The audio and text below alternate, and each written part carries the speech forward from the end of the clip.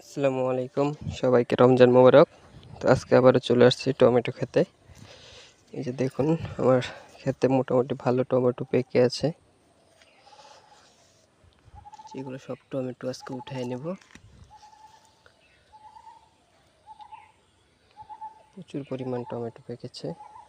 আর এই রমজানে একটা জিনিস, আমি কিন্তু এই রমজানে কোনো বেগুন কিনি নাই। তো আমি মোটামুটি বেগুন গাছ লাগাইছিলাম 30টার মতো। তো এই জায়গার থেকে আমি বেগুন সংগ্রহ করছি। তারপরে খেতে কিছু ধনিয়া পাতা ছিল, ওইগুলো ক্ষেতের থেকে যে যেরকম এইসব ধনিয়া পাতাগুলো এগুলো ছিঁড়ে ছিঁড়ে নিয়ে ইফতার বানাইছি। যে যেরকম এগুলো ধনিয়া হচ্ছে, গাছগুলো বড় হয়ে গেছে। আর দেখুন আমার গাছে কি পরিমাণ বেগুন আসছে একটা গাছে। এই যে দেখুন।